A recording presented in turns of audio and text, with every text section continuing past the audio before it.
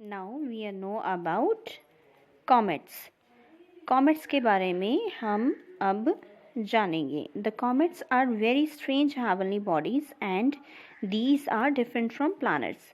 Comets जो होते हैं वो प्लैनेट से बिल्कुल डिफरेंट होते हैं। These are the clusters of nebula elements, gases and dust. These appears like a star, एक तारे के जैसे ही दिखाई देते हैं। These stars appears rarely but accidentally। ये जो होते हैं बहुत रेयरली दिखाई देते हैं। इनके पीछे एक लंबी सी पूंछ सी दिखाई देती है। These comets is trailed by a long tail of light। पीछे पूंछ सी दिखाई देती है, इसको हम पुच्छल तारा कहते हैं हिंदी में। That's why this is called trail star। trail star भी इसको कहा जाता है। While revolving around the sun, sometimes it comes very near to the sun। सूरज के इर्द गिर्द घूमते हुए कई बार ये बहुत नज़दीक आ जाते हैं। sometimes goes far away, और कई बार ये बहुत दूर चले जाते हैं। और इनका जो पाथ होता है वो बहुत तंग होता है, नैरो पाथ होता है इनका। कॉमेट जो हेले नाम का एक कॉमेट था वो जो 1986 में दिखाई दिया था, और 75 ईयर और 76 ईयर के गैप के बाद, एक लंबे गैप के बाद ये दिखाई देता है। कॉमेट्स के बारे में बच्चों आपको पता चल गया होगा। अब हम जानेंगे एस्ट्रॉइड्स के बारे में। एस्ट्रॉइड्स क्या होते हैं? There are also small planets. ये भी छोटे छोटे से प्लैनेट्स होते हैं। Those revolves around the sun. ये भी सूरज के इर्द गिर्द ही घूमते हैं, इनको एस्ट्रॉइड्स कहा जाता है। अब हम जानेंगे मेटेओर्स एंड मेटेराइट्स के बारे में।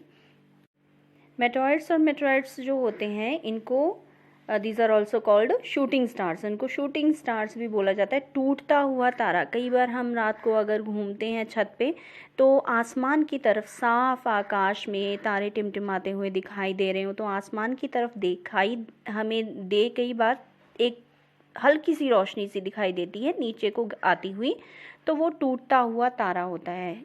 कई बच्चों ने ये देखा होगा। बट एक्चुअली में जो स्टार्स होते हैं, स्टार्स बहुत दूर होते हैं।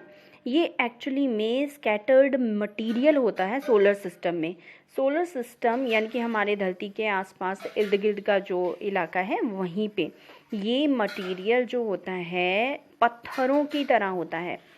While moving around the sun, सूरज के इर्द गिर्द घूमते हुए whenever the earth comes near this scattered material, तो ये जो बिखरा हुआ पत्थरों जैसा मटेरियल है, मैटर है, इसके पास धरती जो है सूरज के इर्द गिर्द चक्कर लगाते हुए जब ये धरती के पास आ जाते हैं, this matters enter speedily in the atmosphere of earth. अगर ये धरती के एटमॉस्फेयर में तेज़ गति से प्रवेश कर जाता है तो इसमें क्या हो जाता है, आग लग जाती है। दिस मैटर गेट्स फायर, आग लग जाती है। As a result a line of light appears trailing, और इसमें भी एक हल्की सी लाइन, जैसे आग जलने के बाद वो हल्की सी लाइन घर्षण वाली लगती है। These are called मेटेओर्स।